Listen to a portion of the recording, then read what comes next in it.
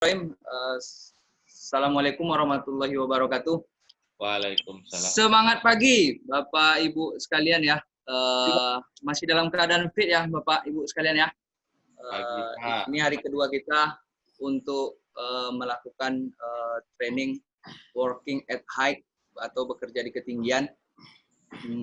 Kita sambil jalan sambil menunggu teman-teman kita yang lain bergabung.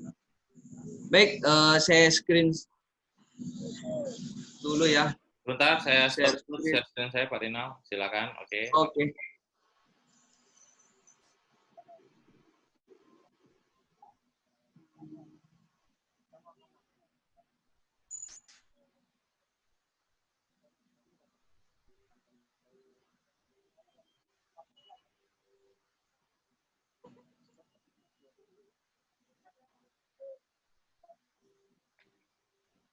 Ya, opsinya malam ya.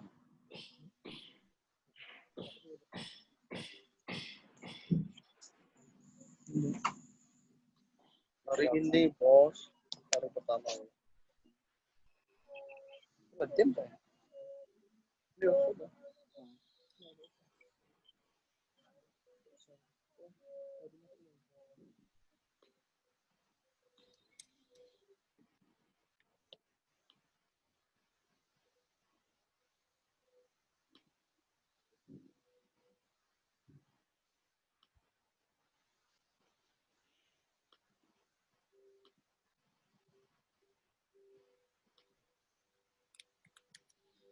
Baik, kemarin kita sudah berbicara sampai dengan alat pelindung diri dan bagaimana kita menentukan clearance atau jarak aman kita atau safety factor kita ketika kita mengalami yang namanya terjatuh dari tempat ketinggian dengan sudah menggunakan alat pelindung diri yang sesuai ataupun yang sudah distandarkan oleh Undang-Undang Nomor 9 Tahun 2016 tentang bekerja di ketinggian tersebut.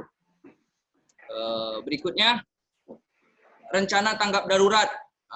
Ketika kita jatuh dari tempat ketinggian, kita harus mempunyai yang namanya tanggap darurat atau rescue plan.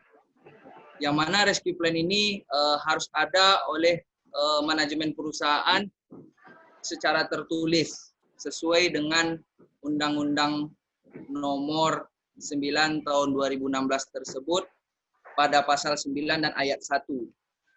Jadi di sini jelas dikatakan tenaga kerja yang melakukan pertolongan ketika ada seseorang yang jatuh dari tempat ketinggian itu harus terdata atau terdaftar.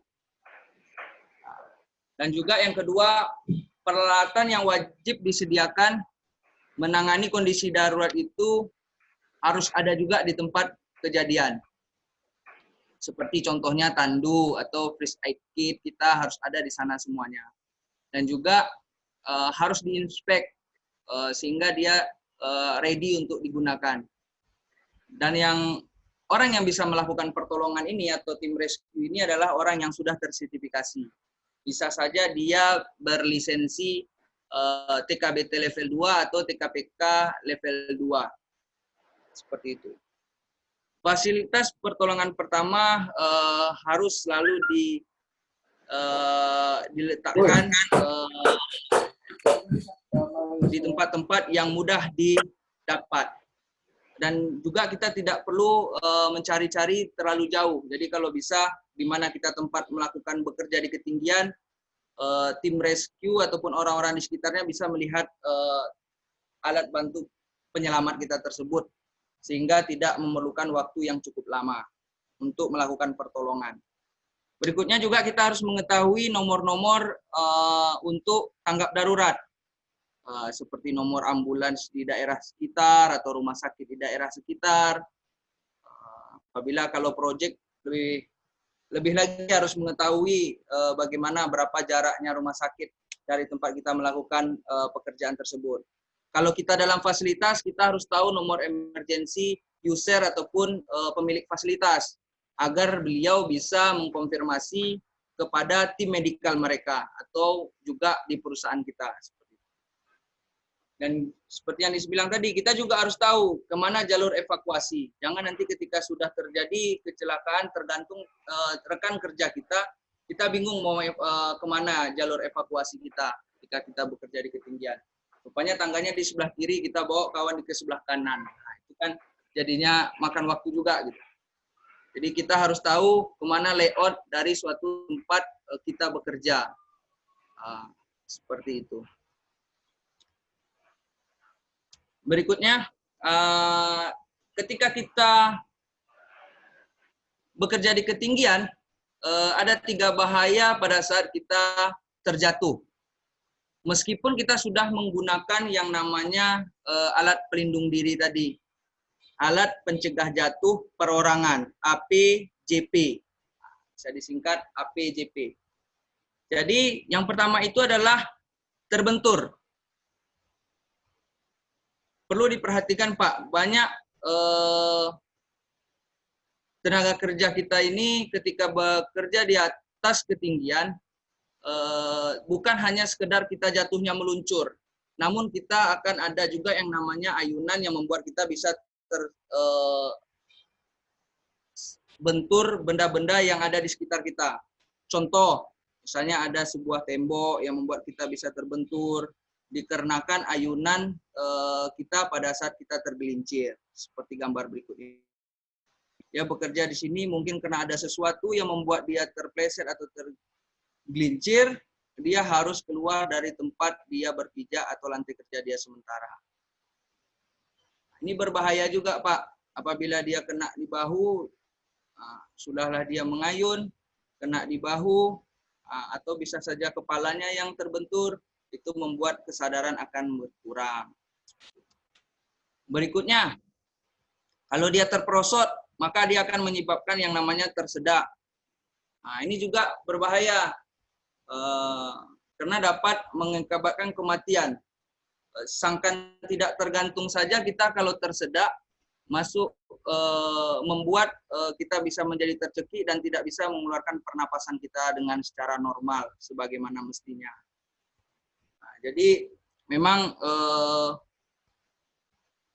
ketika kita menggunakan yang namanya full body harness, kita harus tahu berapa titik-titik aman kita untuk melakukan kegiatan dengan menggunakan full body harness sehingga kita tidak terkena tekanannya. Seperti apa yang dimaksud di sini? Seperti ini dia Pak. Jadi ketika kita bekerja di ketinggian, setidaknya yang lebih bagus itu anchor point kita dengan lanyard kita ataupun absorber yang kita gunakan itu sebaiknya di atas kepala kita. Pas sesuai dengan jangkauan tangan kita.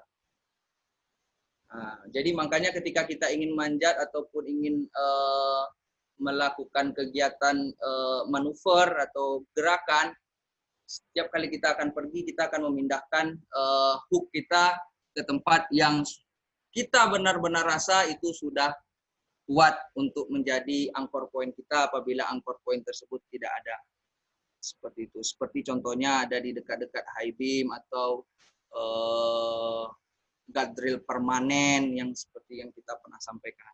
Kalau posisi nomor 2, itu bagus, itu bisa. Cuman masih ada efek ketika dia selevel dengan dada atau leher kita.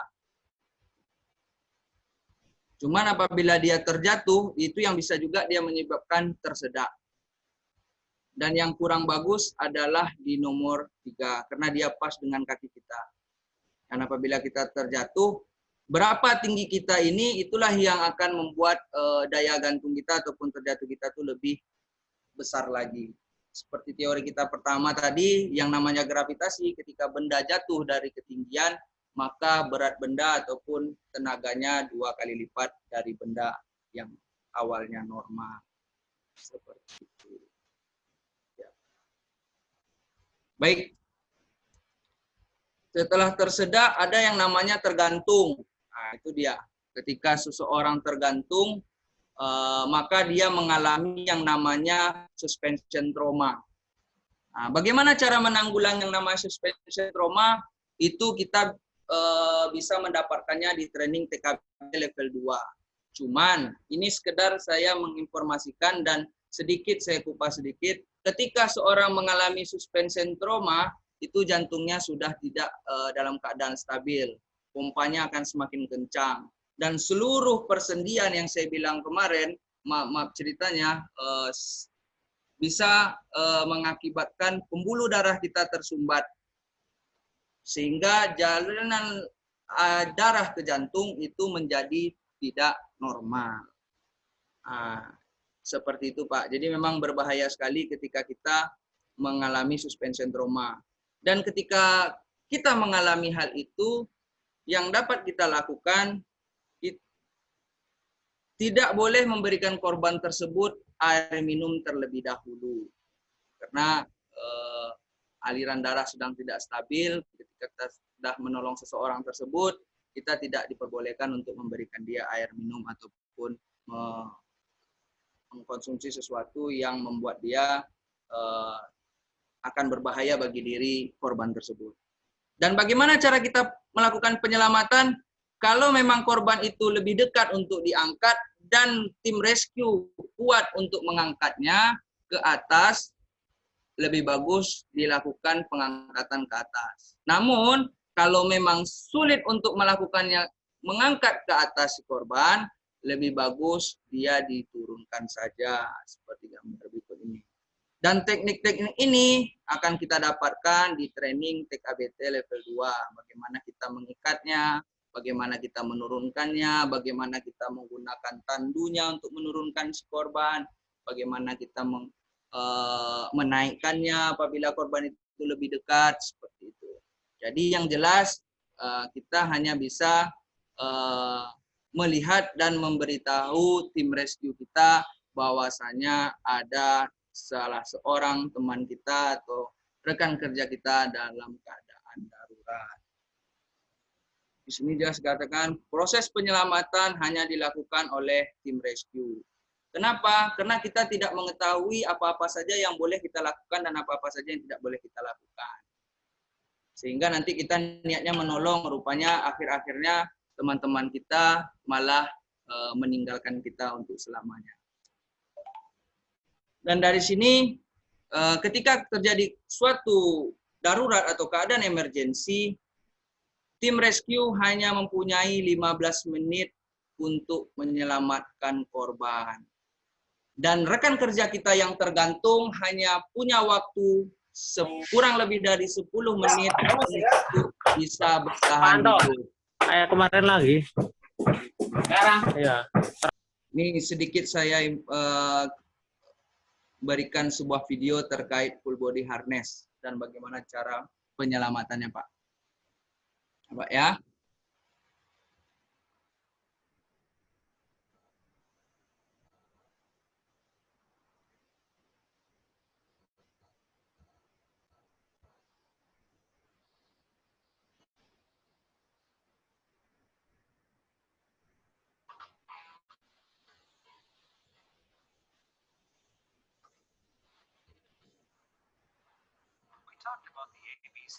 Kelihatan, Pak? Kelihatan Pak Rinal, lanjut.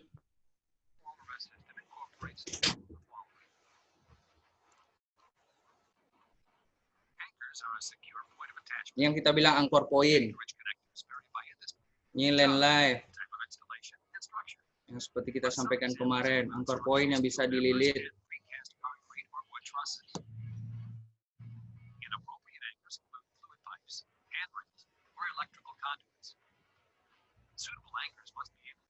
Nah, ini dia tergantung. Ini yang otomatikal.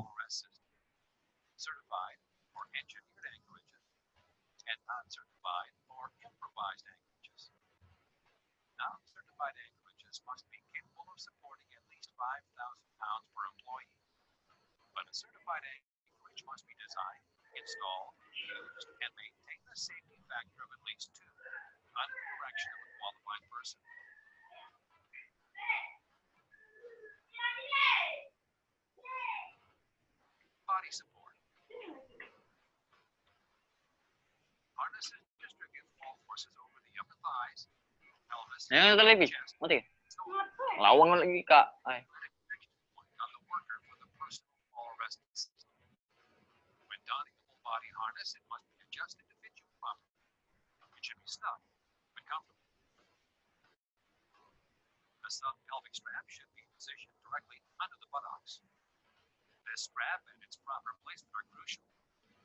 It is the sub-pelvic strap that distributes much of the energy generated in a full construction of your body.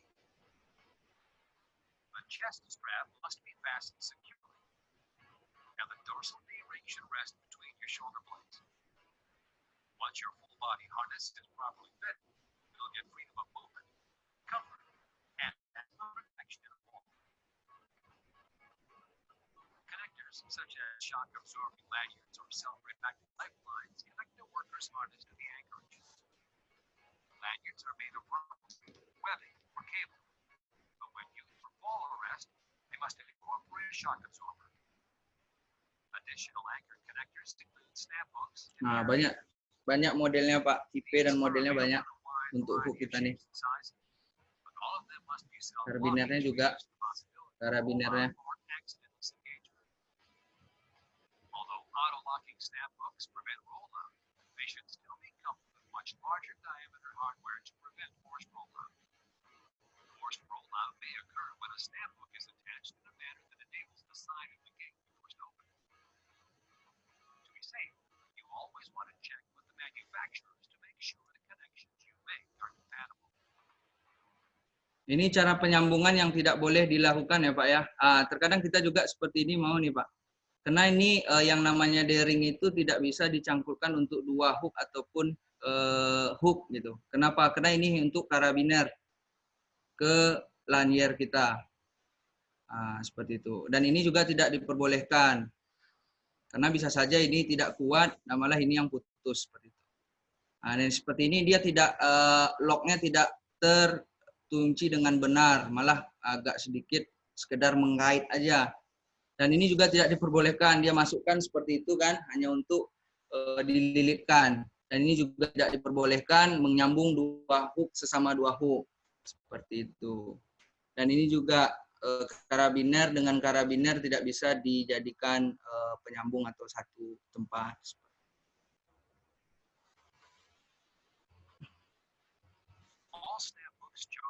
Nah ini 100% tie off seperti ini Pak. Ketika kita ingin berpindah, kita langsung mengganti salah satu tanpa salah satu hook kita tidak terkoneksi. Workers should always make sure they achieve positive connections between components of their personal fall arrest systems, especially when visual confirmation is not possible. For example, the attachment of a snap hook to a D-ring on the back of a harness. And as a general rule, all connecting components and assemblies must have a minimum strength of 5,000 pounds. Even those used on Nah, ini dia kan Pak. Dia akan menaiki dan setiap kali dia berpindah, hooknya akan selalu dia pindahkan salah satunya. Tidak dua-duanya dilepas. Ini alat rescue plan. Yang ini yang saya bilang tadi Pak, untuk penyelamatan orang itu akan dilakukan oleh tenaga ahli yang sudah tersertifikasi TKBT level 2 atau TKPK level 2.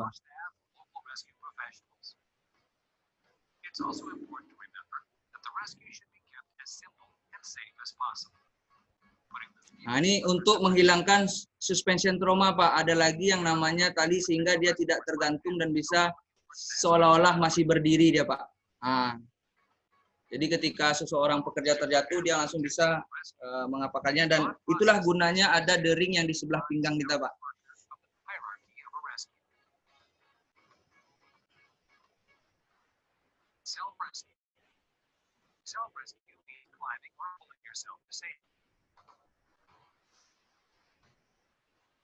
Assisting climbing.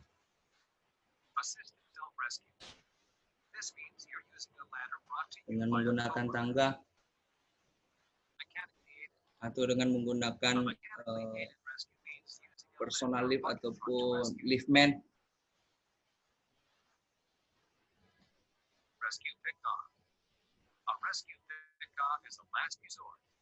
requires the most time to accomplish and the most skill to safely perform a rescue. However, rescue as the last component of a fall protection plan is a good problem to have. A rescue situation means a worker was wearing his harness and attached to an anchor, thus making the fall protection plan a success.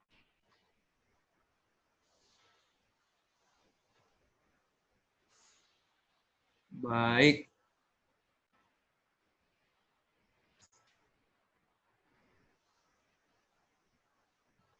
Sejauh ini Bapak-Bapak ada yang perlu dipertanyakan? Setelah kemarin kita sudah mengetahui bagaimana kita bekerja di ketinggian dan apa-apa saja sistem yang digunakan, baik pencegah jatuh atau penahan jatuh kita, fall prevention dan fall arrest system. Sebelum nanti kita masuk, bagaimana kita mengecek full body harness dan apa-apa saja yang perlu kita cek di full body harness kita tersebut. Ada pertanyaan Bapak-Bapak? Pak Rinal, sepertinya belum ada. Sekali dilanjut dulu aja Pak Rinal.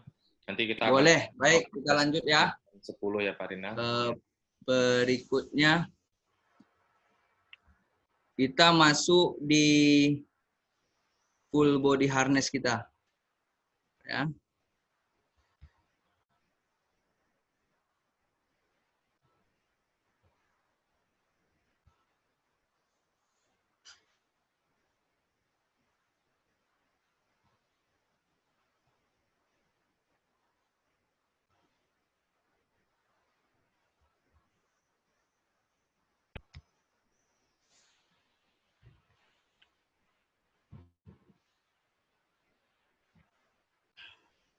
Yuk, ini dia. Karena ada alat pelindung diri untuk bekerja di ketinggian itu yang paling khusus adalah full body harness. Jadi para pekerja harus tahu dulu bagaimana cara kita melakukan daily inspection untuk full body harness itu sebelum kita memulai aktivitas pekerjaan kita. Karena yang namanya barang ketika kita sering mempergunakannya pasti ada keausan ataupun kerusakan saat kita melakukan aktivitas pekerjaan. Yang pertama kita harus tahu dulu apa itu bagian-bagian dari full body harness kita. Seperti yang kita jelaskan tadi kemarin ya, ada D-ringnya, ada hooknya, ada karbinernya, ada liniernya. Oke, itu sudah biasa, ada sabuk amannya dan segala macam. Baik. Berikutnya, inspek full body harness harus dilakukan orang yang sudah berkompetensi. Arti kata dia sudah mengetahui benar bagaimana seluk-beluk dari full body harness tersebut. Perlu orang yang bersertifikasi apabila itu harus dilakukan per 6 bulan. Ya, harus ada orang yang bisa mengatakan itu layak tidak layak pakai. Dan untuk yang perharian cukup hanya bisa lulus dengan training working at height secara internal ataupun eksternal seperti itu. Dan petugas yang melakukan inspeksi full body harness atau checklist standarnya harus dipersetujui oleh manajemen. Contohnya apakah itu Pemko, mandor atau head apa di bagian bekerja di ketinggian atau scaffoldernya seperti itu. Inspection daily itu hanya bisa dilakukan secara visual, tidak melibatkan pengujian beban. Apabila dia perlu melakukan pengujian beban, itu akan dilakukan per 6 bulan, seperti itu. Dan inspek untuk alat-alat tool keselamatan juga harus dilakukan secara per bulan dan kontinu. Jadi Bapak-Bapak nanti setelah pelatihan ini sudah bisa melakukannya per bulan. Namun secara visual ketika Bapak ingin melakukan pemanjatan atau bekerja di ketinggian atau menaiki suatu tempat yang lebih tinggi, itu Bapak harus bisa mengetahui kondisi full body harness Bapak-Bapak sekalian. Terus yang pertama untuk menginspek adalah lakukan inspeksi terhadap sabuk full body harness. Robek kah, ada kekoyakan kah, ada serat kah, atau yang mana dari ketiga hal ini dapat mengakibatkan kemungkinan dia putus. Jadi ini Bapak perhatikan nih, seperti ini. Oh ini udah agak robek sedikit, atau udah ada sedikit serabutnya sudah keluar, namun sudah tidak bisa lagi, sudah akan nampak ke sisi sebelahnya atau sudah agak berlobang, itu harus Bapak bilang dia tidak bisa digunakan. Mana tahu nanti pada saat bekerja di ketinggian, beban ini yang dia tumpukan, maka dia cepat mengalami putus. Seperti itu. Seluruhnya sabuknya dilihat, Pak. Berikutnya yang kedua, lakukan inspeksi terhadap jahitan pada sabuknya juga. Kan ada jahitan-jahitannya tuh, nanti saya lihatkan apakah dia masih bagus atau tidak, seperti itu. Nah, ini dia. Yang ketiga, lakukan inspeksi terhadap fitting metal, ya seperti diring-diringnya atau klem untuk dada, pinggang, dan juga di paha, seperti itu. Apakah ada yang bengkok atau berkarat, retak, dan segala macamnya. Sehingga membuat kita ketika bekerja di ketinggian, kalau dia berkarat, pada saat kita gunakan, dia mau putus.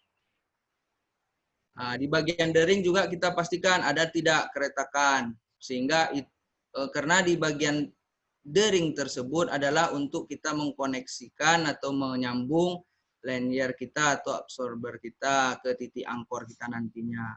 Kalaulah ini tidak bagus, otomatis kerja dari full body harness kita ataupun sabuk penyelamat kita ini tidak bisa berfungsi sebagaimana mestinya. Seperti itu. Terus yang kelima, kita pastikan juga lanyard kita ini tidak ada yang robek, tidak ada yang keluar serat-serat halusnya atau jahitannya tidak bagus kalau dia seperti ini. Dan kalau dia seperti ini, seperti tali, itu dia tidak boleh keluar dari jalinannya, sehingga itu dapat mengurangi daya mampu berat yang dia terima nantinya. Berikut yang keenam adalah hook. Untuk kita 100% tie off tadi, ketika kita ingin melakukan perpindahan, ini juga masih sama, karatannya seperti apa, laknya ini harus diperhatikan. Karena laknya ini sering rusak pernya, jadi kita harus sering memperhatikan kalau dia tipenya seperti ini. Dan ini juga nut locknya ini harus kita perhatikan, sehingga dia benar-benar tidak dalam keadaan loss ataupun sulit untuk melakukan perpindahan ketika kita ingin melakukan perpindahan. Karena ketika kita tekan dia agak macet, ngadat, itu juga berbahaya bagi kita. Seperti itu. Apalagi ketika kita berada di atas bangunan ataupun di tempat yang tinggi. Sebelah nanti hook kita yang tersangkut, kita sudah susah terlalu lama dalam keadaan seperti itu. Berikutnya yang ketujuh, karabiner kita juga harus kita inspek dalam fungsinya, baik karatnya ataupun juga pinnya yang untuk kita membukanya apakah masih bagus, sehingga kita tidak khawatir ketika kita menggunakannya. Nah, ini dia ketika kita ini yang diminta bisa formnya, contoh form untuk hasil inspection kita. Dalam booknya kita akan nanti merekodnya sesuai dengan form yang ada di perusahaan kita, seperti itu. Jadi saya contohkan langsung lah ya Pak Jeb ya. Boleh Pak Rinal, langsung dicontohkan aja teknik inspeksi daripada full body harness-nya itu sendiri. Jadi kita pertama kita lihatkan dulu yang namanya, kelihatan Pak? Coba diulang Pak Rinal. Mungkin Pak Rinal agak berdiri, mundur ke belakang, biar supaya kelihatan. Nanti akan saya kabari. Kelihatan Pak? Kelihatan? Oke, sudah. Pak Rinal seperti itu aja posisinya cocok. Maaf ya Pak. Jadi kita akan menginspek yang namanya tadi sabuk pengaman kita dulu kan gitu. Nih kita punya sabuk pengaman nih. Nah, apakah nanti dari sini, dari sisi-sisi kelihatan Pak, dari sisi ini ada tidak yang berbulu atau yang sudah retas, yang tidak dalam jalur sabuk ini? Itulah yang dikatakan kita harus memastikan secara keseluruhannya. Secara visual kalau kita ingin melakukan inspection per hari atau daily inspection kita. Sehingga ini dikatakan ready to use. Mana jahitan yang dikatakan oleh implementasi inspection itu? Inilah Pak, yang hitam-hitam ini. Kelihatan Pak? Ada macam-macam, ada yang seperti ini, ada yang berupa jahitan benang. Kita kebetulan yang ada yang seperti ini kita gunakan semuanya untuk kita di sini.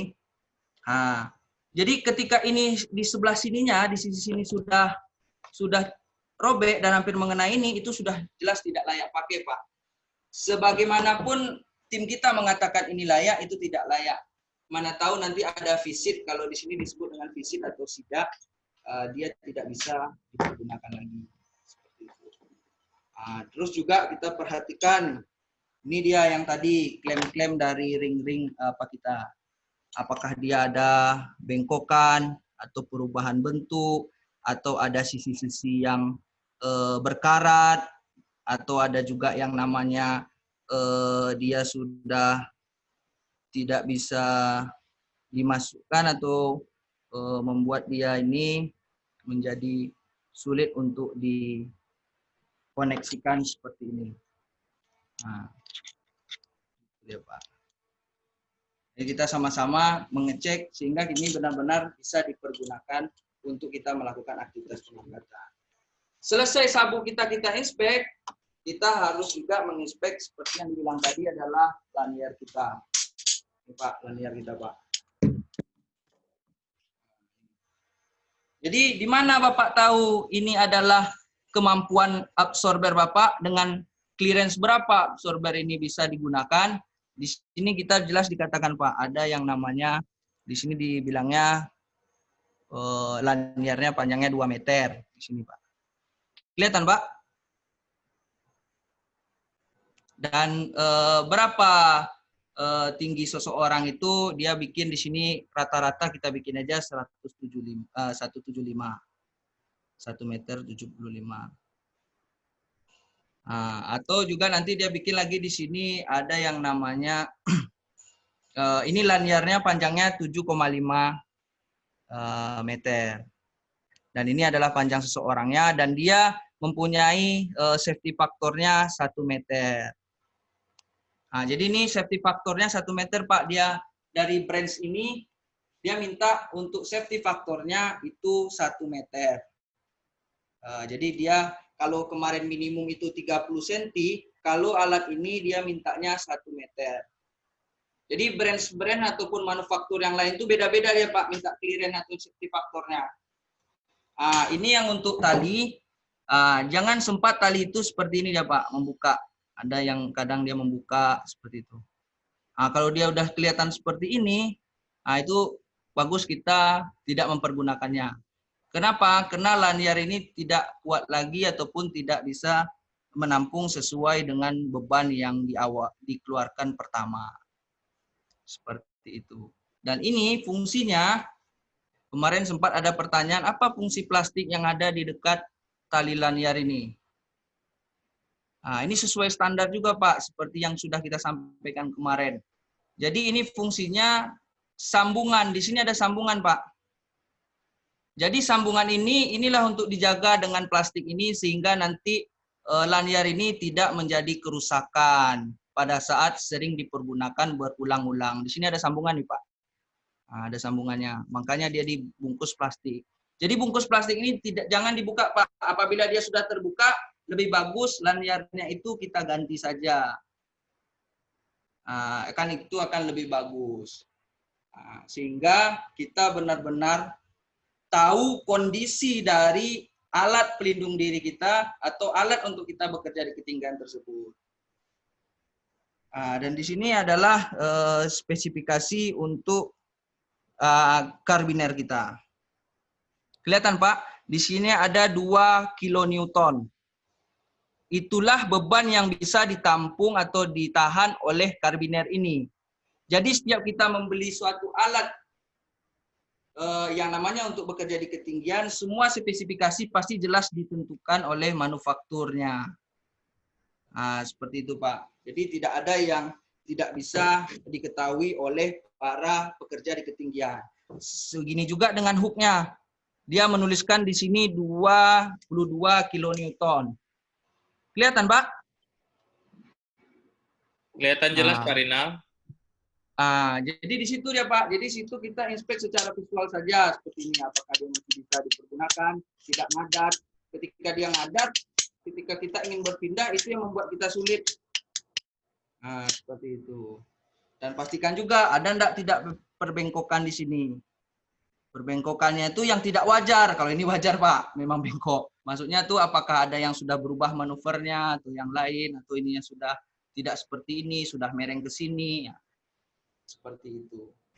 Jadi kita yang tahu kondisi dari alat pelindung diri kita tersebut. Dan ini juga ketika sudah kita inspek, kita akan buat seperti ini Pak. Nah, ini kita buat oleh tim HES ataupun orang yang melakukan inspeksinya. Nah, nanti kita bikin di sini kan. Apa nomornya, berapa nomor dari webbing sling ini atau serial numbernya bisa kita lihat di sini Pak, dari absorber kita. Seperti itu. Jadi kita buatkan saja seperti tadi yang sudah disetujui atau sudah disampaikan oleh manajemen perusahaan kita sesuai dengan prosedur yang ada. Sekarang bagaimana menyambungnya seperti itu, dan bagaimana menggunakan full body harness itu yang baik dan benar gitu. Akan saya peragakan.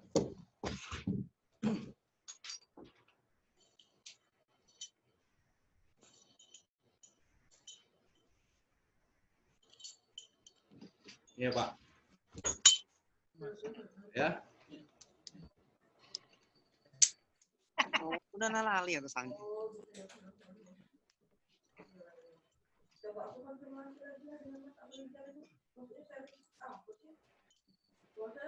Kalau bisa di ini kayak ya, pemakaian full body harness ini Pak harus kalau saya menyimpelkannya 3R Pak. 3R itu rata, rendah, dan renggang. Enggak Bapak tanya, kenapa renggang? Karena kalau tidak renggang di bagian, kebetulan ini, saya ambil yang satu lagi ya. Kenapa renggang Pak? Karena takutnya nanti seperti saya yang bilang kemarin, ketika dia di paha tidak muat, renggang itu akan berbahaya bagi kita. Ini satu lagi saya punya yang pakai ban pinggang. Pakai ban pinggang Pak. Oke Pak. Seperti ini.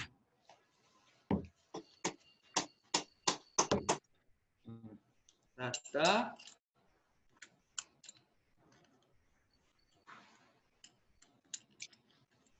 Dia harus rata, bagian dada. Pada bagian pinggang dia harus rendah. Nah, ini yang untuk pelindung kita kalau harus pergi apa. Kelihatan, Pak? Nah, di sini untuk kita melakukan aktivitas yang biasanya kita menggunakan left line seperti yang sudah kita bicarakan kemarin di valve arrest stand seperti itu. Dan juga di sini yang harus renggang, Pak. Bagian bawah.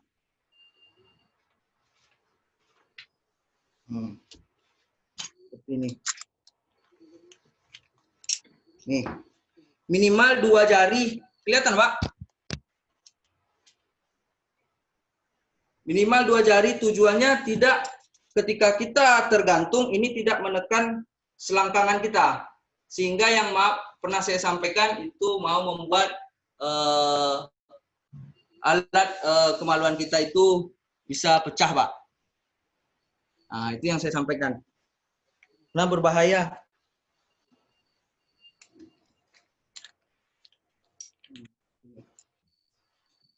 Terus tegang. Jadi 3R yang saya bilang,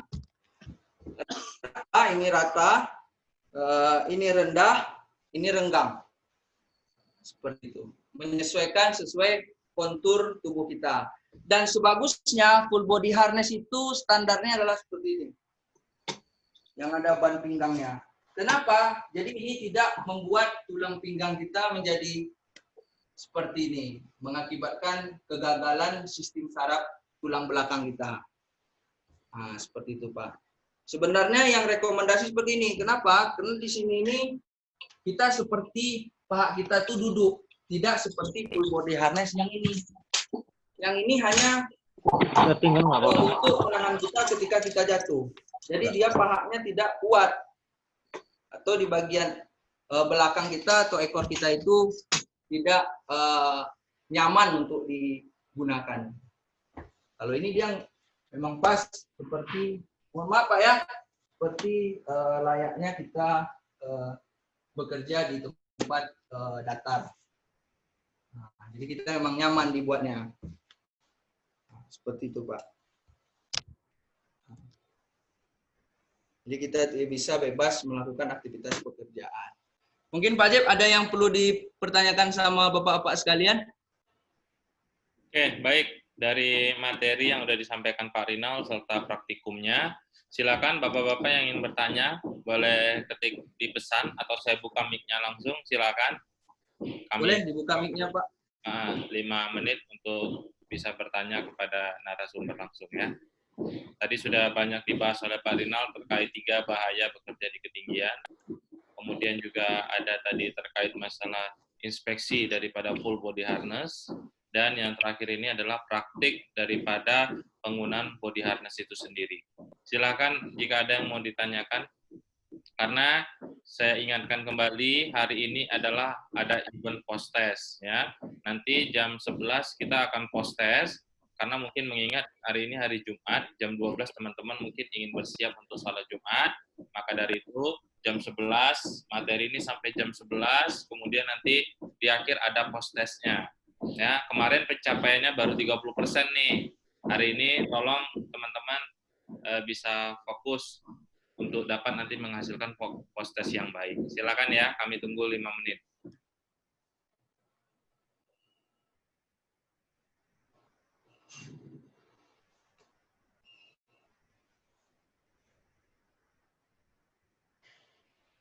Baik, Pak Rinal, ada pertanyaan dari Pak Gus Ubaidillah.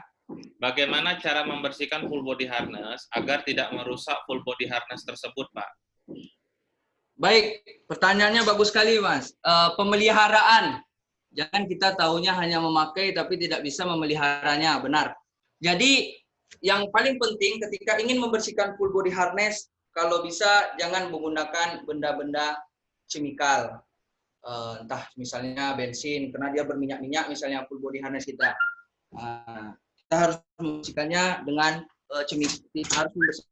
kimikal yang bisa menghilangkannya. Itu tidak direkomendasikan. Contohnya ini sudah menghitam. Ini hanya bisa dibersihkan dengan cara mengelapnya, Pak. Nah, seperti itu. Gelapnya saja, sehingga jangan menggunakan kimikal-kimikal yang membuat daya tahan ataupun bahan material ini bisa rusak.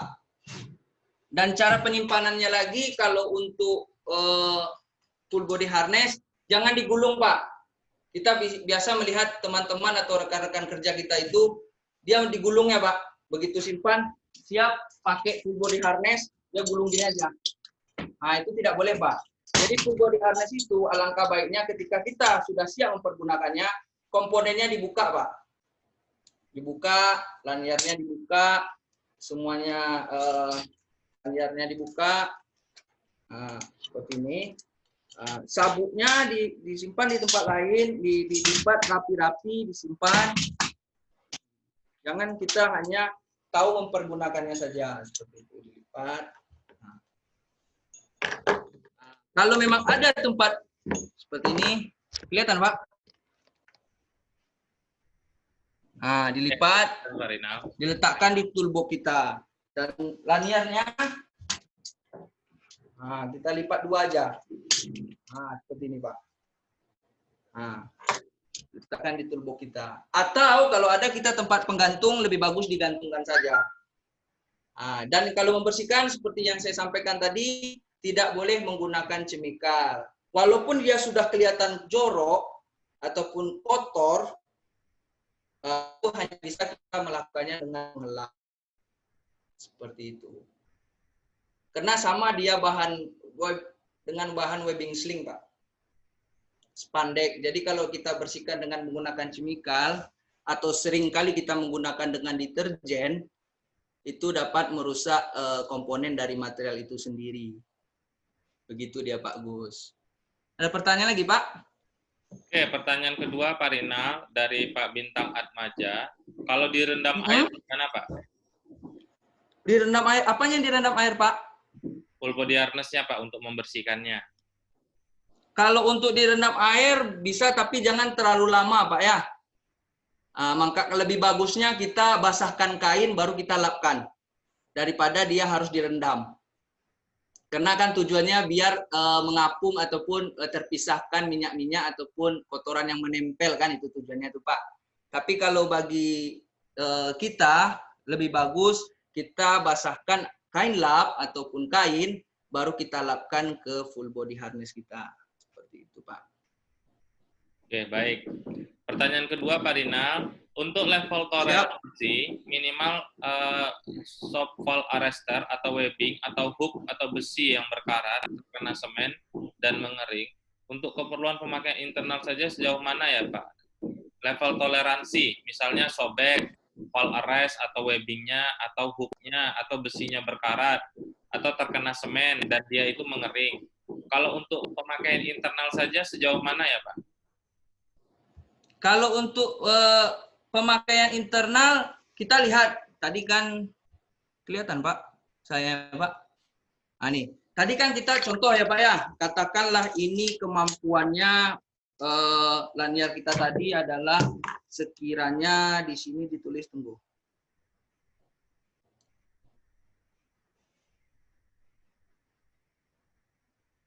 Sekiranya kemampuannya adalah untuk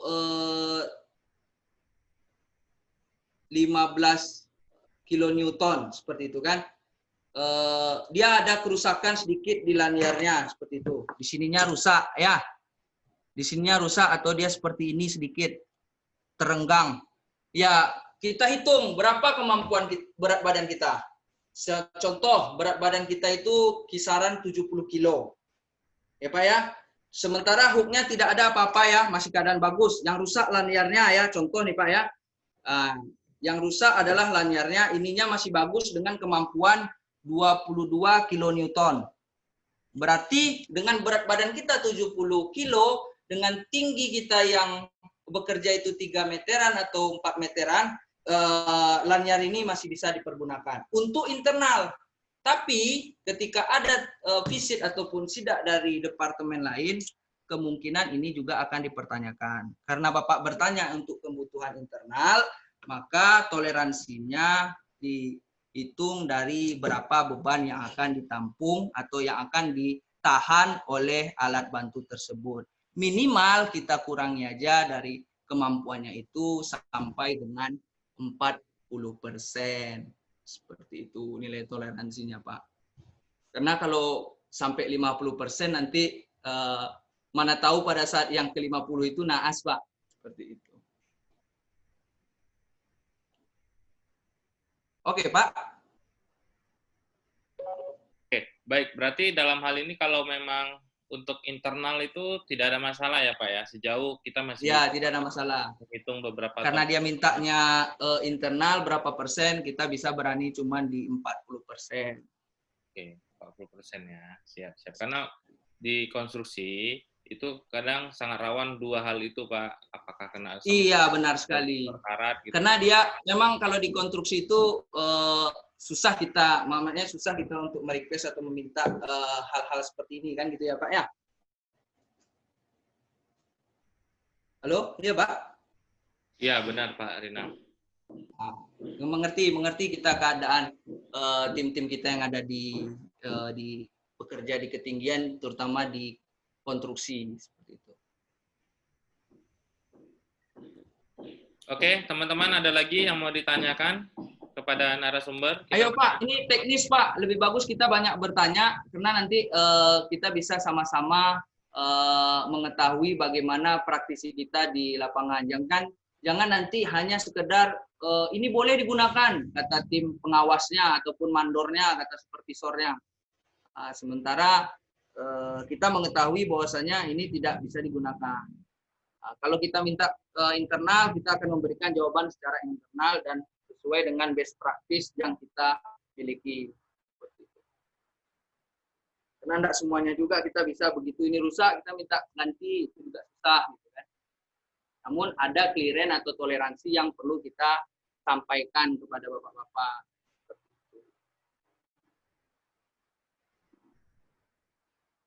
Ya, ini bukan tidak direkomendasi Pak ya, yang seperti ini, yang tidak ada ban pinggangnya. Ini bisa direkomendasi, cuman ya itu tadi, ada bagus, ada yang lebih bagus, ada yang sangat bagus seperti itu. Kalau bisa, yang seperti ini itu yang lebih bagus, yang ada ban pinggangnya. Itu Pak, kalau bisa. Karena itu akan nyaman. Beda dia Pak, beda nyamannya. Itu dia Pak. Karena dia ada tipe-tipenya. Ada juga yang kalau yang di climbing itu cuma ban pinggang aja. Ke dada ini tidak ada dia Pak. Kebetulan kita tidak mempergunakan itu. Biasanya yang menggunakan itu tuh yang kita lihat tadi ketika dia memanjat di ketinggian. Contohnya orang-orang climbing. Nah itu dia ada tuh Pak.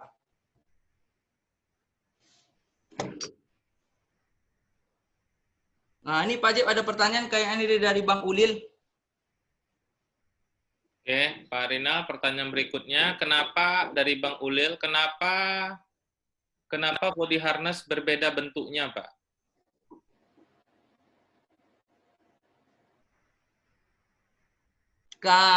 Kenapa berbeda bentuk dan berbeda space-nya itu sesuai dengan kebutuhan kita melakukan pekerjaan. Contoh, ketika kita di climbing itu dia hanya di ban pinggang saja. Karena memang pergerakannya itu lebih leluasa untuk tangan dan badannya. Seperti yang kita lihatkan di video tadi. Kalau yang seperti ini, itu bentuknya dia full body harness sabuk, tapi untuk pencegah jatuhnya masih, kalau dia dikatakan persentase, paling ini sekitar 80%. Kalau ini mungkin bisa kita ambilkan menjadi 90%. Karena dia lebih nyaman, ada busanya dan segala macam.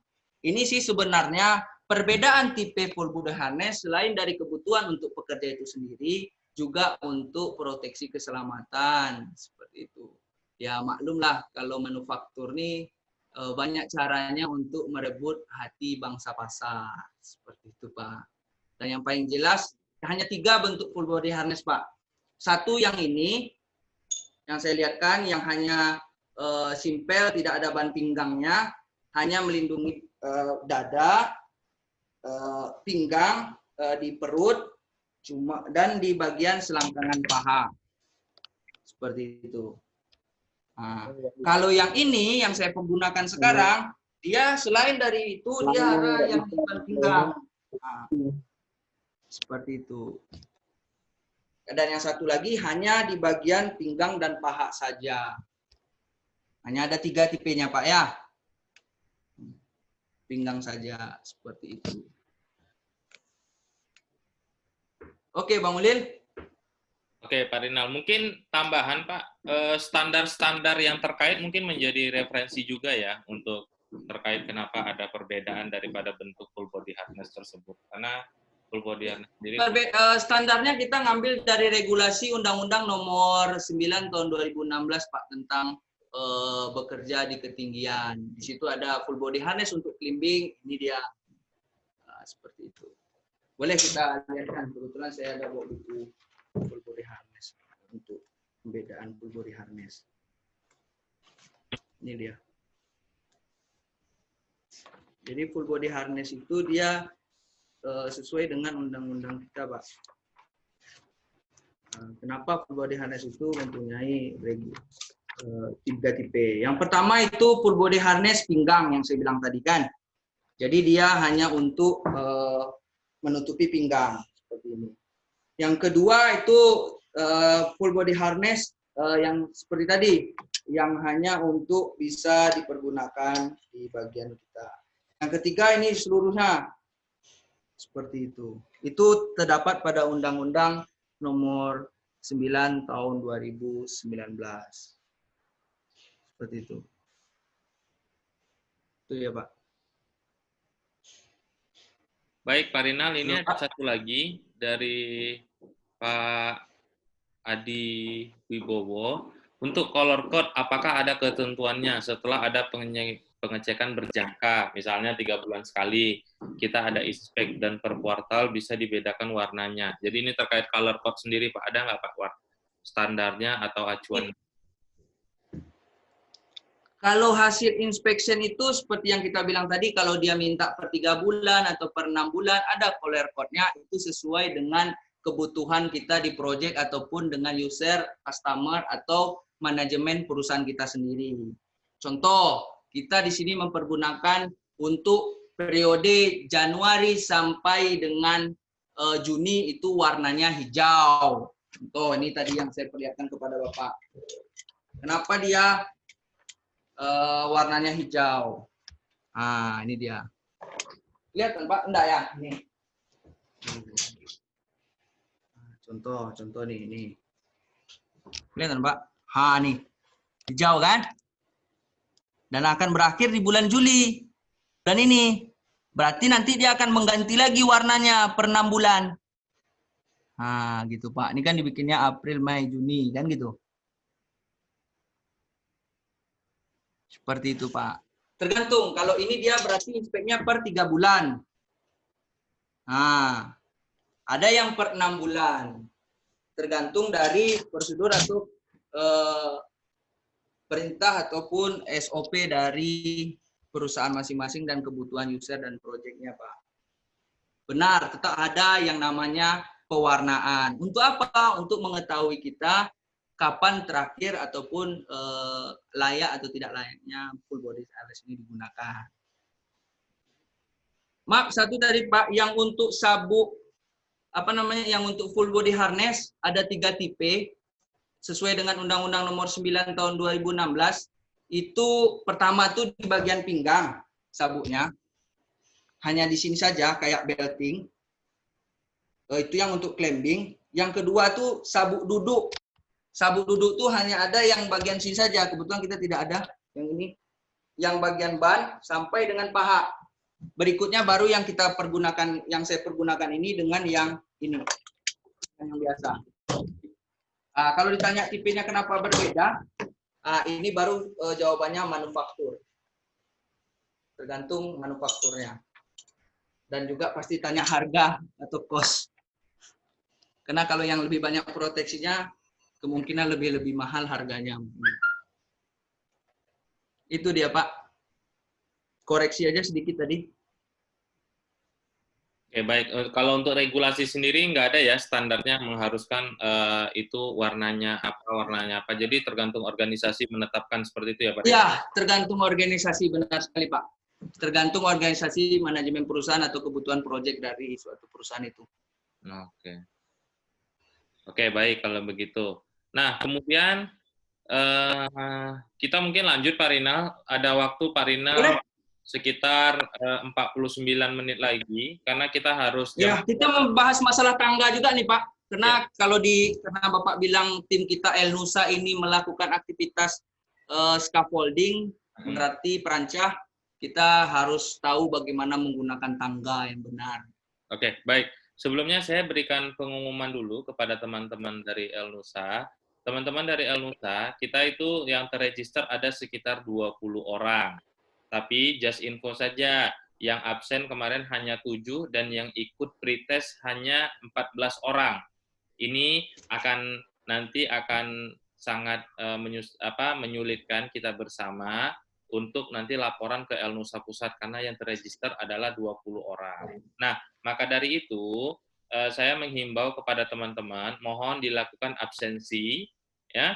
Mohon dilakukan absensi untuk seluruh teman-teman. Linknya sudah di-share oleh Pak Nasrul di chat. Kalau memang perlu nanti kita share di WA, akan kita share di WA. Yang pertama. Yang kedua, untuk post-test, kami mohon pastikan ke-20 peserta tersebut ikut, karena hasil post-test pun akan kami kirim nanti sebagai bentuk pertanggungjawaban kami kepada PT El Nusa Fabrikasi Konstruksi, baik yang di site Palembang maupun nanti yang di corporate itu sendiri. Jadi mohon dikabari teman-temannya jam 11 ya, jam 11 kita akan lakukan post test. Ya. Nah, kemudian absensinya mungkin Pak Nasrul tolong diketik ulang lagi di chat absensinya untuk bisa mereka absen gitu kan. Oke, untuk yang memang nanti lupa absensinya, nanti tolong dijapri aja kepada Pak Nasrul untuk terkait siapa namanya, ya. Pak Nasrul nanti tolong diketik nomor Pak Nasrul agar nanti diinput di Excel-nya gitu. Jadi supaya absennya penuh untuk 20 orang. Pak Nasrul mungkin diketik WA nomornya, nanti supaya absennya full, karena tolak ukurnya ada absen, ada post test dari teman-teman, dan video dokumentasi, ya, seperti itu. Baik, Pak Rinal, untuk mempersingkat waktu, Pak Rinal ada waktu sekitar 45 menit lagi untuk menyelesaikan seluruh materi sebelum nantinya kita post test. Silakan dilanjut, Pak Rinal. Oke ya, kita lanjut ya Bapak sekalian. Biar kita juga bisa dapat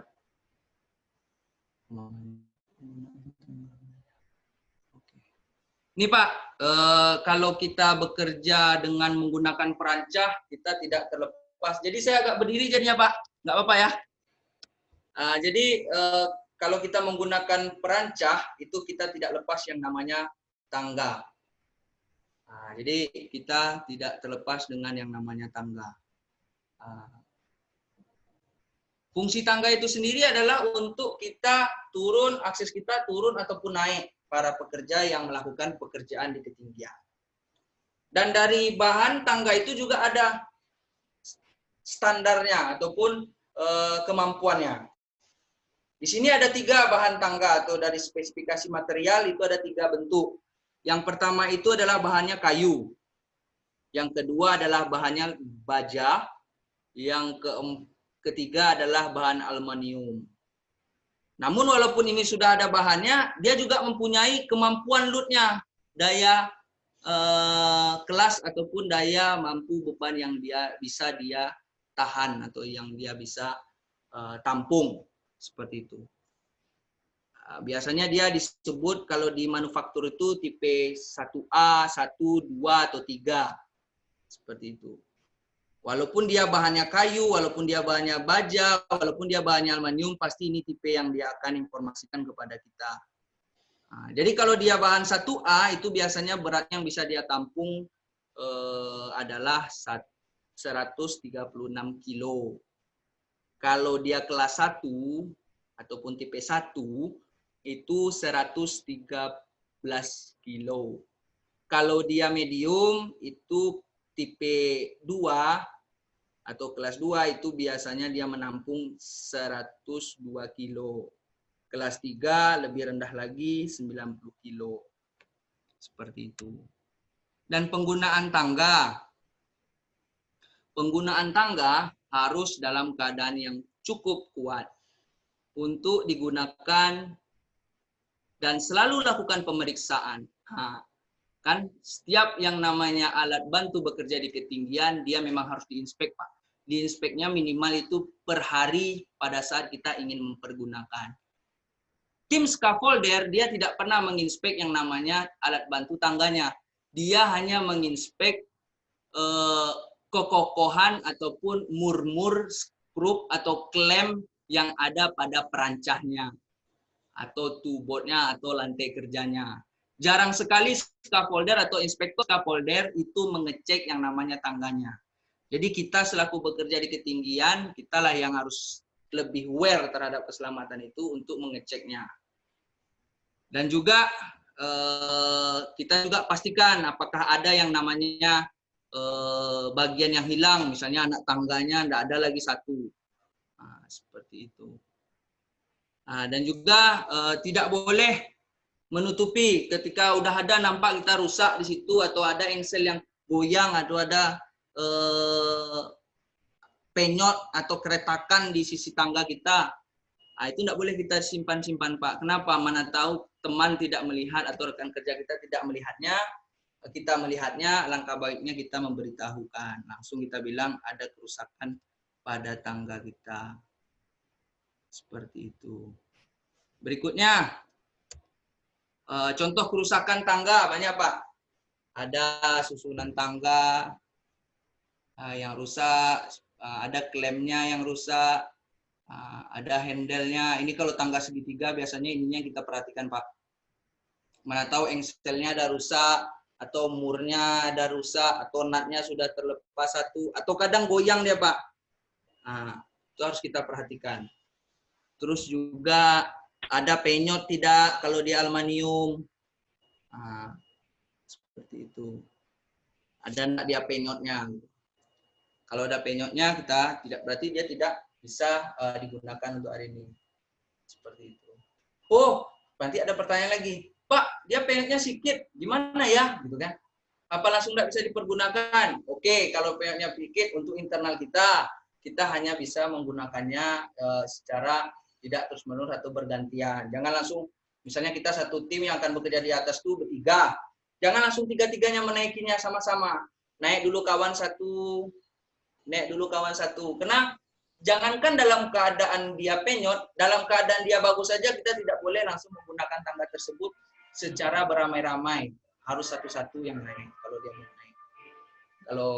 Kalau tidak, itu akan mencepat rusaknya dari tangga tersebut.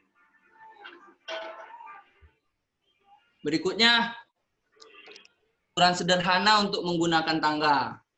Ya minimal dia persentasenya kalau kita menggunakan tangga minimal sudutnya itu 75 derajat. Ini ya, Pak. Kan ini. Nah, cukuplah kayak gini, ini tangga di tower. Nah, kalau kita yang membuat scaffoldingnya bikin dia sudutnya 75.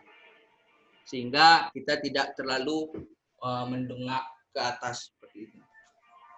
Karena juga banyak efeknya, Pak. Urat kepala kita akan terasa lebih kaku. Sampai kita di atas ingin melakukan aktivitas pekerjaan, untuk menaiki tangga saja kita sudah lelah. Nah, ini ada rasionya. Minimal 4:1. Setiap 4 meter ketinggian. Ditempatkan 1 meter menjauh dari dinding. Atau sudut 75 derajat. Seperti itu. Begitu seterusnya, Pak. Kalau 8 meter berapa? Berarti 2. Nah, kita yang mengatur. Yang jelas sudutnya diusahakan 75 derajat. Seperti itu. Dan sisa dari tangga kita harus ada, Pak, minimal 90 cm di atas dek. Tujuannya apa, Pak? Jadi jangan begitu kita selesai tangga, anak tangga terakhir, kita tidak ada pegangan lagi.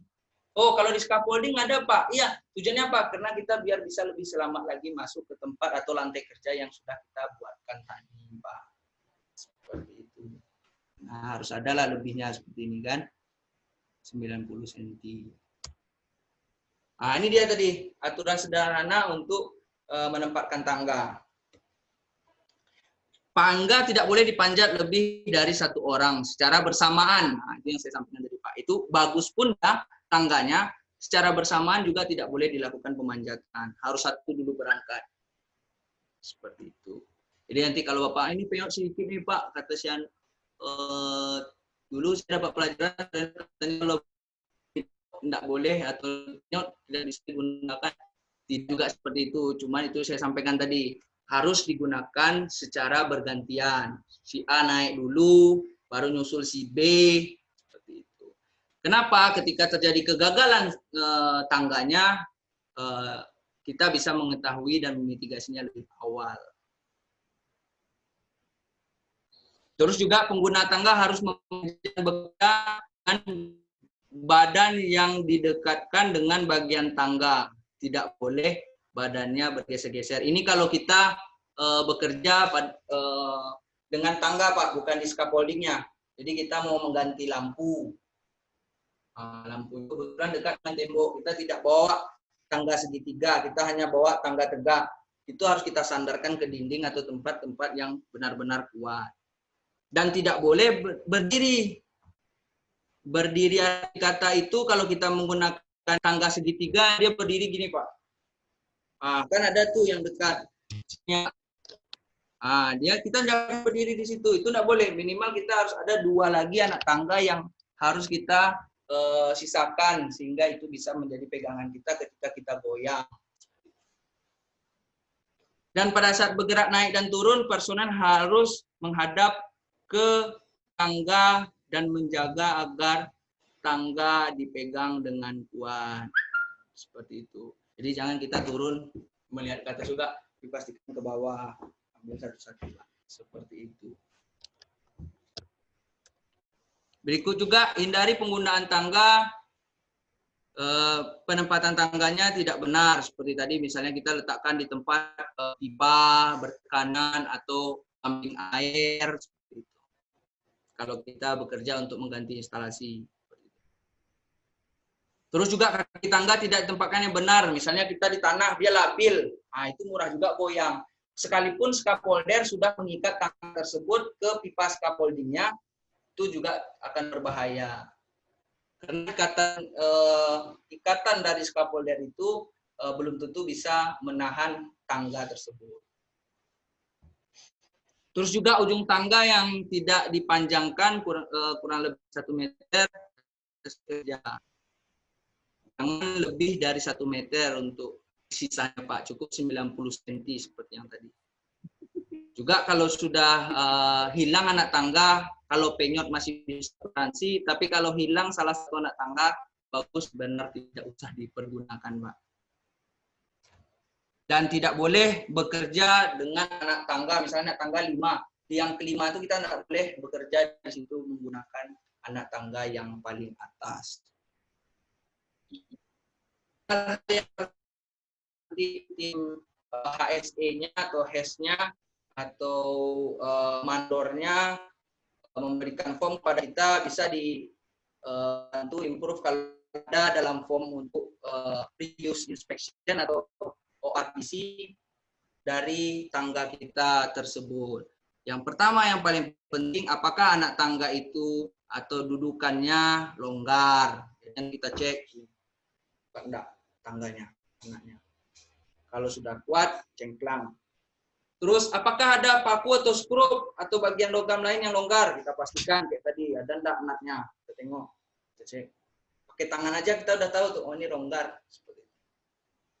Terus juga bagiannya, ada tuh tangga tuh, ada karetnya yang kayak gini tuh biasanya. Bagus enggak? Atau kuat enggak? Seperti itu. Atau sudah rusak enggak? Sehingga nanti ketika kita memanjatnya, kalau yang segitiga tuh, dia bisa slip, main. Kita terpleset.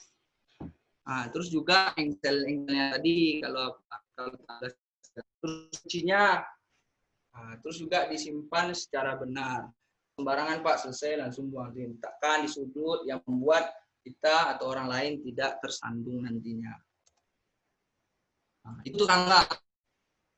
Berikutnya kita masuk untuk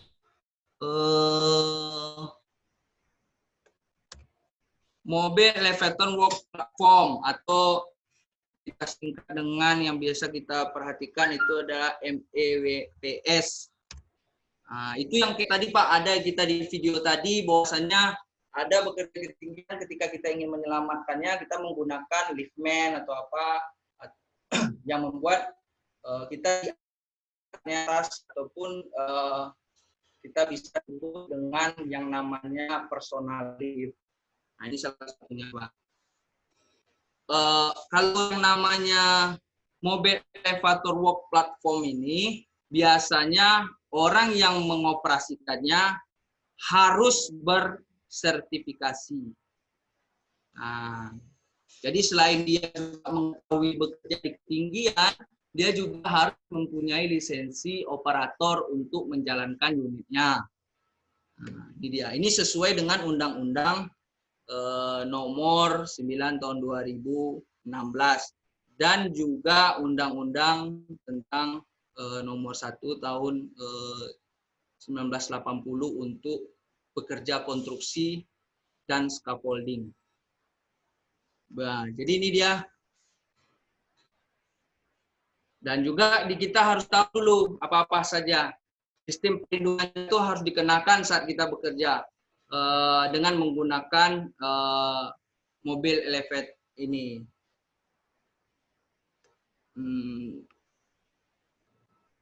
Dan juga kita mengemudikan boomnya naik dengan posisi kerja dan tidak boleh bergerak pada saat kita berada atau teman kita berada dalam keranjang ataupun leftman dari unit tersebut. Itu. Dan juga harus diperiksa dan diaudisi juga ya Pak, sesuai dengan instruksi manufaktur atau manajemen ataupun kebutuhan dari kerjaan kita.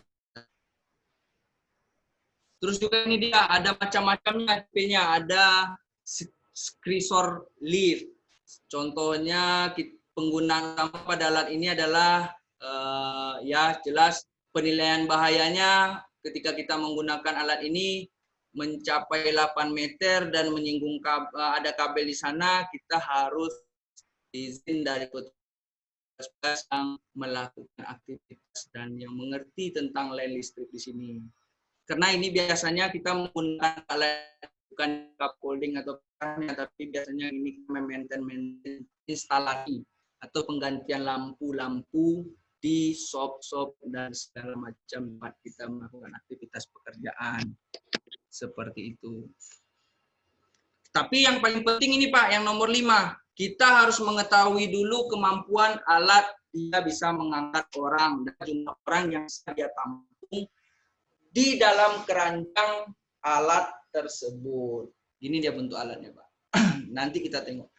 Pastikan juga pijakan kita tuh kokoh, tempat ban dari alat tersebut tuh kokoh. Nah, dilengkapi dengan off trigger juga. Jadi ketika walaupun dia ingin melakukan pengangkatan, sama dengan dia melakukan mobil Poco atau mobil kren melakukan pengangkatan. Harus ada keluar off triggernya dulu Pak. Dan juga pastikan penghalang sudah kita hindarkan sebelum melakukan pengangkatan orang yang berada di platformnya. Seperti itu. Ini bukan pengangkatan kritikal ya Pak ya. Ini masih dalam metode bekerja di ketinggian. Alat-alat yang sudah seperti mobil dia atau bisa dibawa kemana-mana. Kalau perancah dia tetap bisa di situ, hanya pakai roda baru bisa didorong-dorong kemana-mana. Kalau ini dia sudah dengan menggunakan mekanikal dan elektrikal seperti itu. Nah ini dia bentuknya Pak. Yang scissor lift. Kalau di tempat kita bisa disebut dengan personal lift. Seperti itu.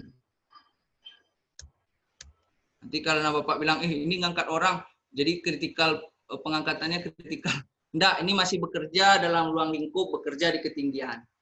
Terus juga ada namanya telescopic boom. Wah ini keren nih Pak. Enggak, ini juga masih alat seseorang untuk melakukan bekerja di ketinggian seperti itu. Hampir sama seperti scissor lift, cuman tambahannya dia bisa dioperasikan dari atas seperti ini dan dia juga seperti truk. Ini dia Pak bentuknya.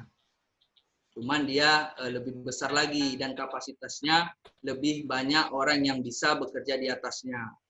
Sesuai dengan manufaktur dari alat ini sendiri. Seperti itu. Ini secara umum aja kita kupas Pak. Karena ini biasanya dipergunakan untuk tim-tim rescue atau penyelaman. Seperti yang kita lihat di video tadi. Juga ini articulate telescopic boom. Sama juga fungsinya, namun Kalau ini operatornya berada di atas ini, Pak. Sini. Nah, ini biasanya operatornya dari atas sini, dia bisa mengendalikannya dari bawah. Ini baru alat tersebut bisa dikendalikan dari atas, namun tetap tidak dalam keadaan orang sedang bekerja. Seperti itu, Pak. Mungkin sejauh ini untuk materi kita di pagi menjelang siang ini, mungkin dari bapak-bapak ada yang perlu dipertanyakan terkait tangga ataupun map mobil elevated platform sistem ini, Pak. Dipersilahkan. Atau cara menginspek, atau saya lihatkan dulu sedikit satu, kita pernah menginspek juga.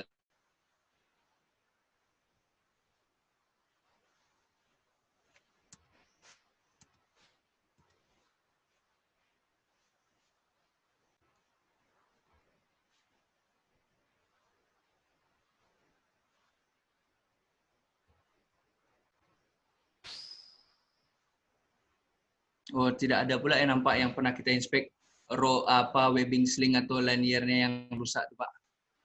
Sudah tidak ada lagi. Mungkin itu Pak Jeb, ada yang bertanya dari bapak-bapaknya?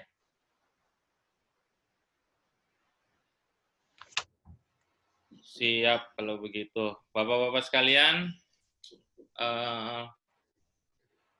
ada yang mau ditanyakan dari apa yang dijelaskan Pak Rinal? Mungkin saya akan coba baca ya, Pak Rinal. Ada beberapa pertanyaan ini. Batas ketinggian maksimum penggunaan tangga itu berapa ya, Pak? Dari Pak Leni Sumri. Batas penggunaan minimum. Nah, sebentar saya baca dulu. Batas ketinggian maksimum penggunaan tangga itu berapa? Dan biasanya penggunaan tangga sering ditemui tangga tergelincir dari penyangga ketika dinaikin pekerja. Untuk mengatasi hal tersebut, apakah teknik yang diperlukan ditambahkan, Pak? Jadi ada dua pertanyaan. Batas untuk ketinggian maksimum penggunaan tangga, serta agar tangga itu tidak tergelincir dari penyangganya, Pak Rina. Biasanya tangga itu panjangnya, entah kalau sekarang sudah ada update-nya ya. Kalau dulu pengerjaan tangga, kalau saya dulu mengawasi itu, tangga paling tinggi itu 6 meter, sudah saya pernah jumpa. Salah satu pabrik.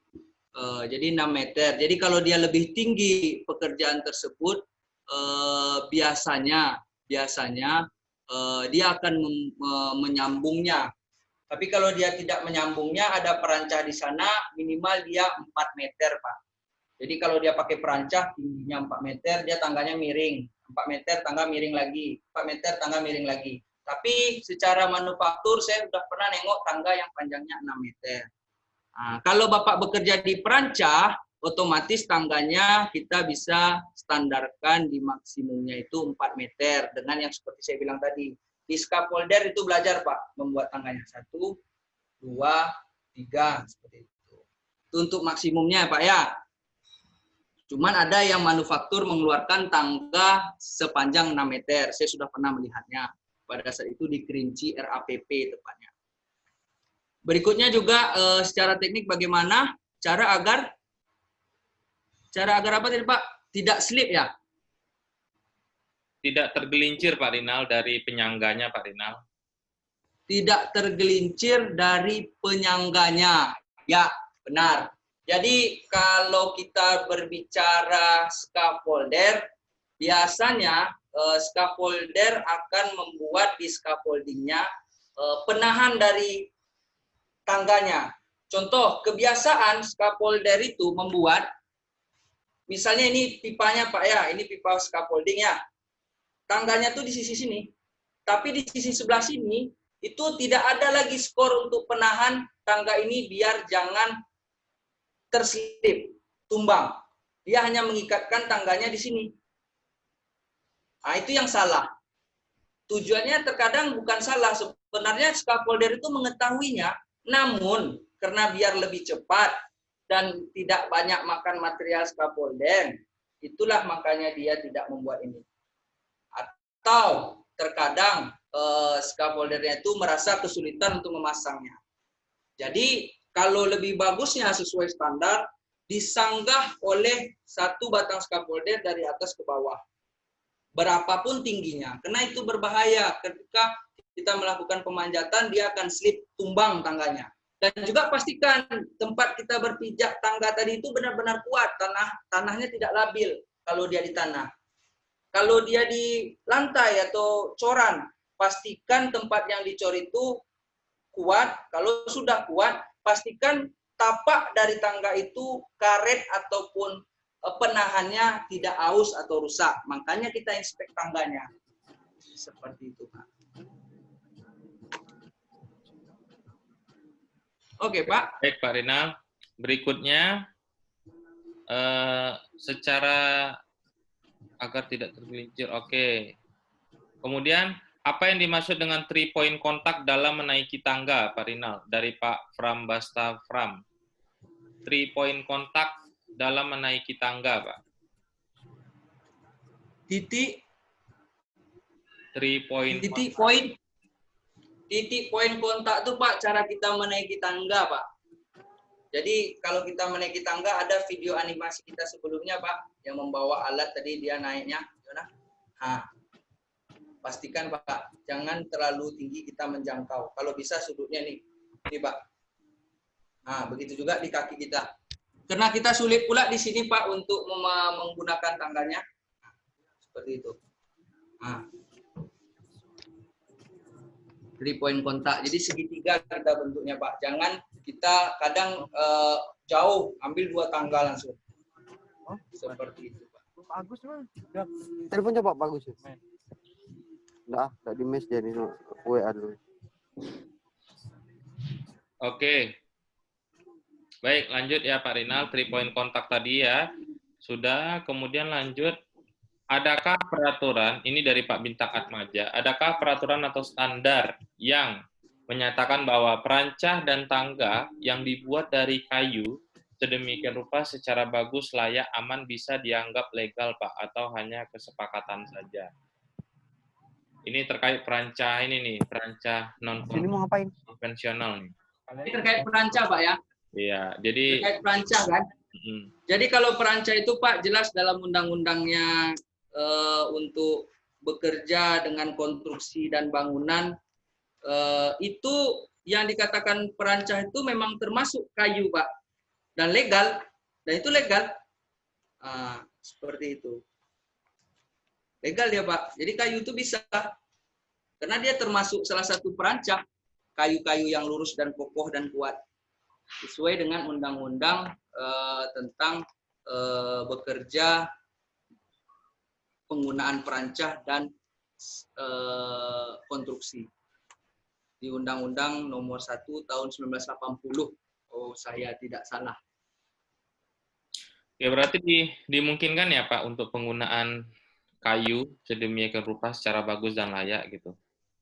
Iya, yang baku dan layak ya. Tapi kalau dia tidak layak, ya memang tidak layak. Karena juga di situ jelas dikatakan nih di dalam Undang-Undang Nomor 1 Tahun 1980 Permen tuh tentang bekerja selamat bekerja di konstruksi dan penggunaan perancah.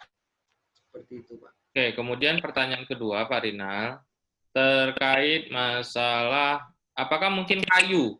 Nah, sama nggak kira-kira kalau digunakan untuk tangga, Pak Rinal? Samakah? Kalau digunakan untuk tangga.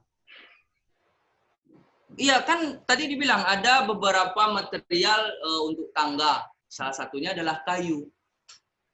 Seperti itu, Pak.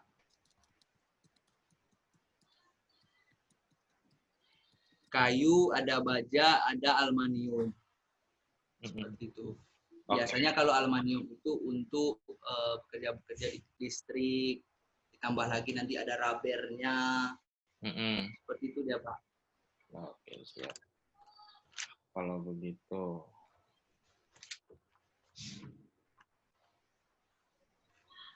Oke, baik. Pak Rinal udah 10.45. Sudah ada lagi yang mau ditanyakan teman-teman? Kita masih ada waktu. Ayo Pak, ada lagi yang mau ditanyakan Pak? Yang jelas ya benar dia Undang-Undang Nomor 1 Pak tentang penggunaan kayu itu. Undang-Undang Nomor 1 tahun 1980.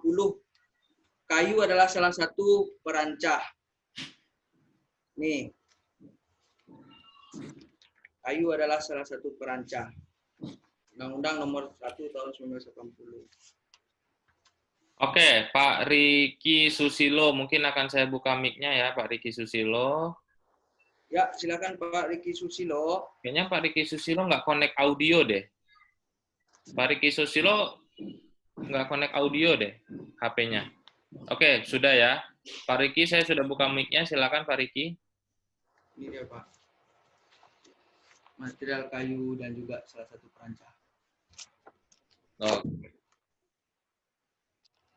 Oke, Pak Riki, saya sudah buka mic-nya, Pak Riki. Pak ya, saya izin minum dulu ya. Silakan Pak Rinal.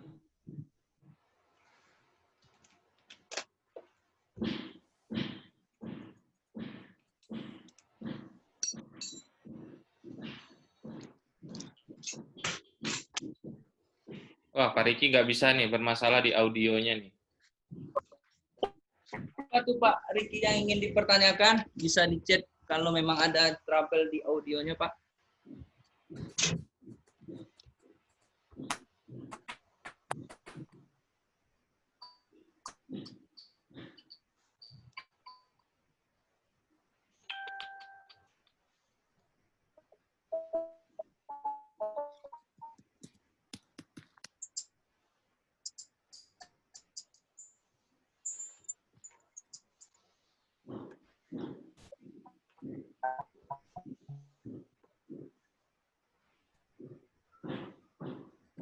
Pak Riki, mungkin jika tidak bisa audionya, mungkin bisa diketik Pak Riki. Saya udah coba buka mic-nya, tapi kayaknya bermasalah nih. Nggak bisa. Ini kayaknya Pak Jeb, ini kayaknya Pak Rikinya ngirim pesan di sini nih di chat. Ke Pak Rinal. Enggak ke semuanya kayaknya nih Pak. Pertanyaannya, Pak, berapa batas beban pipa scaffolding Oh iya, yang telah dirangkai? Di tempat untuk bangunan ya. Berapa batas beban pipa scaffolding yang telah dirangkai di tempat untuk di bangunan, Pak? Jadi Pak, yang namanya scaffolding ketika didirikan itu harus mempunyai beban, benar kata Pak. Dan berapa beban pipa scaffolding yang telah dirangkai di tempat kerja? Kalau dia berupa pipa scaffolding belum ada beban ya Pak ya, baru tubularnya aja, pipa aja. Itu biasanya ada manufaktur karena kita ini tidak membahas standar materinya tidak scaffolding. Jadi dia biasanya ada tuh Pak, setiap yang namanya, makanya saya bilang, yang namanya apa dia harus ada yang kayak ginian nih semuanya ini Pak. Di pipa scaffolding pasti ada kayak gini juga. Berapa spesifikasi, berapa inci pipanya dan segala macamnya ada di sini. Berapa ketebalan pipa scaffolding itu. Itulah dia mengetahui bebannya. Dan ketika dia dirakit menjadi suatu tempat kerja atau bangunan lantai kerja sementara tadi, itu tergantung nanti kebutuhan dari pekerjaan scaffolding, pekerja yang akan berdiri di atas scaffolding itu setelah dibangun. Nah, kalau dia perlunya 4 orang dengan beratnya 200 kilo total keseluruhan, misal ya Pak ya. Maka nanti scaffolder akan membuat rancangannya. Atau kalau kita biasanya draft scaffolding. Nah, biasanya scaffolder akan menggambar tuh. Sebelum dia membuat scaffolding ini. Seperti itu Pak. Jadi itu nanti sesuai dengan kebutuhannya. Gitu dia Pak. Jadi makanya ada yang di scaffolding itu inspection dari inspektor scaffoldingnya. Jadi dari inspection itu, dari tag-nya itu kita bisa tahu tuh berapa berat scaffolding yang didirikan. Misalnya 70 kilo. Jadi para pekerja tidak boleh bekerja lebih dari 70 kilo beratnya. Di tag itulah kita tahunya Pak. Karena kalau jadi gitu kita tak mengetahuinya. Dan kalau kita untuk pipanya, dia biasanya di pipa scaffolding itu seperti yang saya sampaikan, ada biasanya spesifikasi seperti alat-alat kita ini. Itu dia Pak Riki Susilo. Berapa tebalnya, berapa inci diameternya, segala macam ada di situ semua. Oke, Pak Rinal, izin nambahkan sedikit. Jadi kalau kita bicara kapasitas scaffolding, maksimum minimum beban, itu tergantung daripada scaffolding yang akan dibangun. Apakah scaffolding itu terdiri dari live load dan dead load, ya, beban hidup dan beban mati. Kemudian scaffolding itu ada 3 tipe yang dibangun, apakah beban berat, beban sedang, atau beban ringan. Nah, itu nanti tergantung kepada material scaffolding, kemudian nanti tergantung daripada scaffolding desain dan kalkulasinya. Nah, kalau untuk material berat itu scaffolding mampu menahan beban hingga 600 gram per bay, ya, itu per baynya. Kemudian untuk beban ringan itu bisa 100-an dan tergantung. Jadi intinya beban pipa scaffolding adalah tergantung struktur yang dibangun. Apakah strukturnya itu scaffolding tipe heavy duty atau scaffolding tipe beban berat, dan kemudian nanti akan berpengaruh juga pada material yang digunakan. Biasanya tipe berat itu dengan ketebalan daripada pipa itu adalah 4 mili, dengan toleransi plus minus adalah 4 mili itu sendiri. Nah, nanti per bay-nya akan dapat hasilnya berapa kalkulasi live load dan dead load-nya, serta nanti akan ketemu safety faktornya berapa. Lebih kurang seperti itu, Pak Riki, ya. Oke, berikutnya ada lagi teman-teman.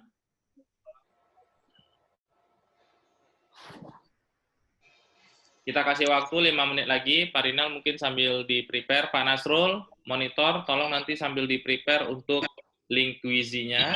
Kita lakukan post-test.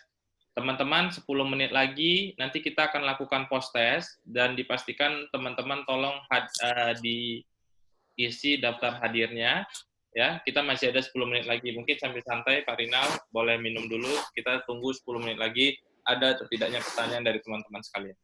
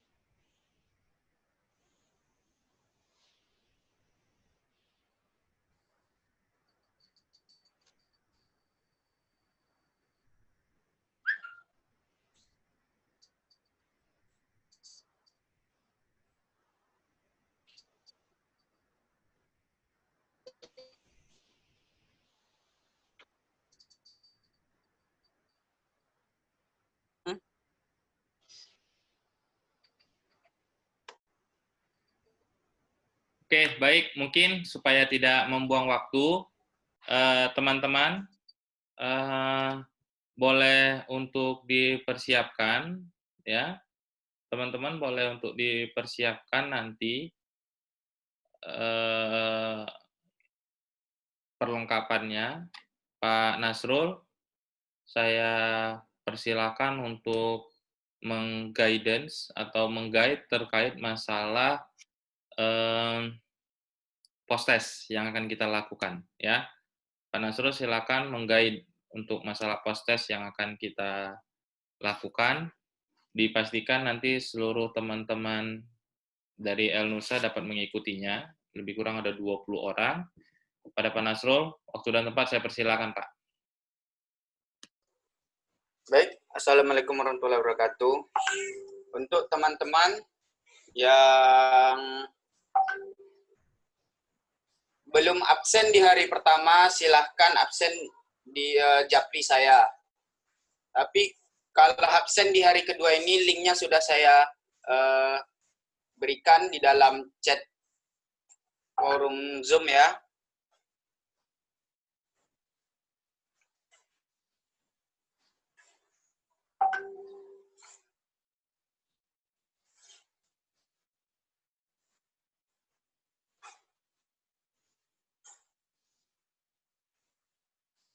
Baik. Nah, ini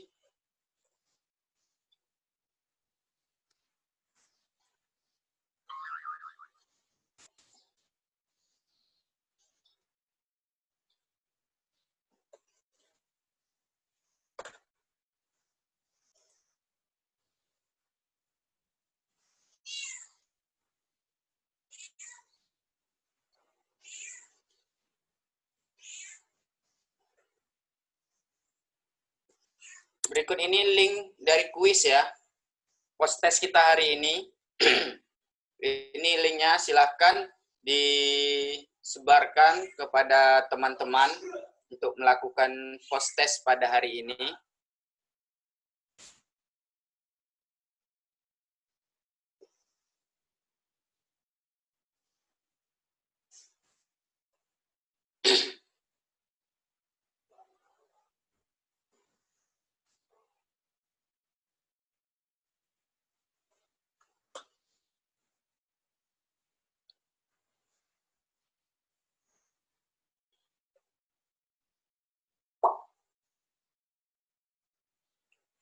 Oke, di sini sudah hadir Pak Supendri ya.